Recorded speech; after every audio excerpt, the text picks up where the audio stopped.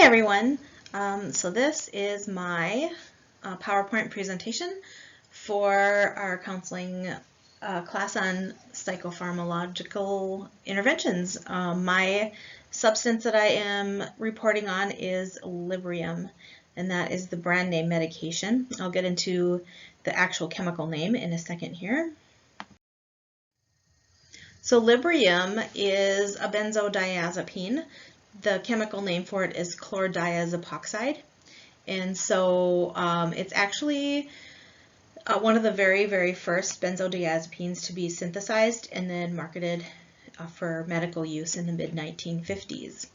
Benzodiazepines in general are sedative hypnotic medications and substances, and they're not always medicine, but they are or have been actually widely prescribed. So they began as a replacement for barbiturate medications, and they were continued because they were considered to be less toxic and safer for the patient. The effects of Librium are similar to alcohol. It is a downer, so it can depress the central nervous system. It can inhibit GABA, and it also can cause respiratory distress, just like alcohol can do as well, and cardiac depression as well.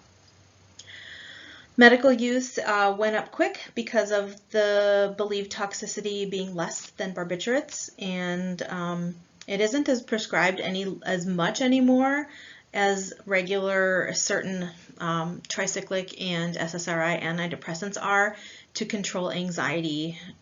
It's still used to counteract the effects of alcohol withdrawal, which I'll get into in the next section. So the routes of administration, it can be taken orally and it can also be taken via injection. So orally in a capsule form, there are 3 different dosages there that you can see, 5, 10, and 25 milligrams. It can be given as little as 5 milligrams 3 times a day. And then it can actually be increased all the way up to 300 milligrams per day was the top dose that I saw, and that would be for severe anxiety and alcohol withdrawal symptoms and panic attacks and things like that. It can be spread out over 3 to 4 doses depending.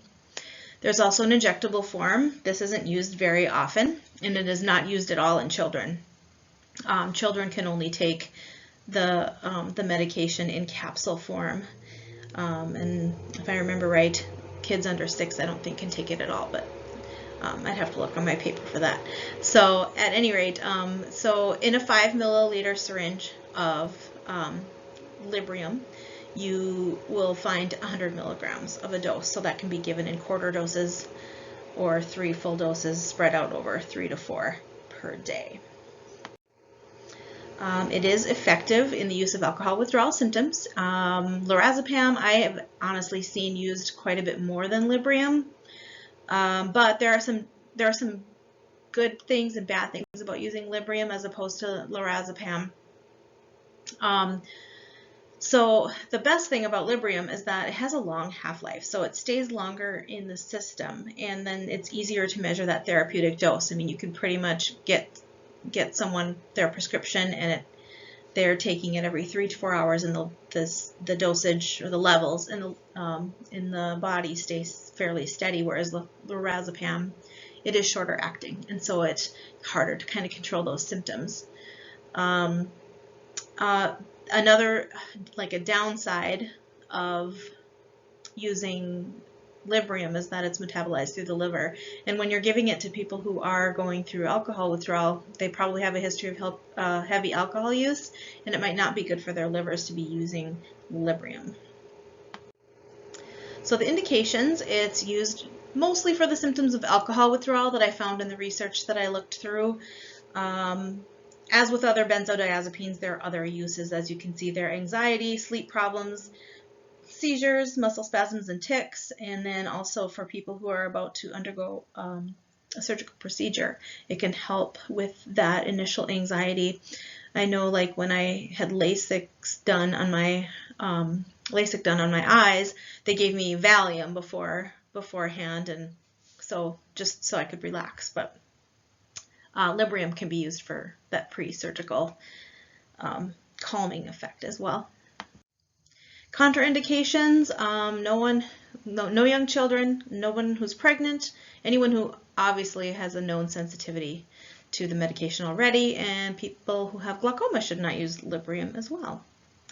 And then closely monitored in people who have respiratory conditions, also are prescribed opioid pain medications, and I'll get into the overdose in the next slide or two. And then any elderly people or any children have a history of alcohol use due to that liver thing that we talked about, history of liver disease or hepatic encephalopathy, and then also people who operate heavy machinery should be monitored pretty heavily or not actually do that work during the period of time that they are on Librium. So the facts about overdose, addiction, and withdrawal. A lot of people who OD on opioids are also have benzodiazepines in their system. It can be intentional or unintentional. Just because someone OD'd doesn't mean that they did it on purpose to harm themselves. Tolerance develops fairly quickly. People might need higher doses after even just 1 week of use of Librium and other benzodiazepines, but mostly Librium that I found.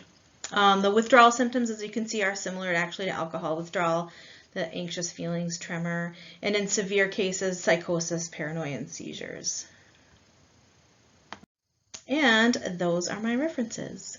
So thank you for watching my presentation.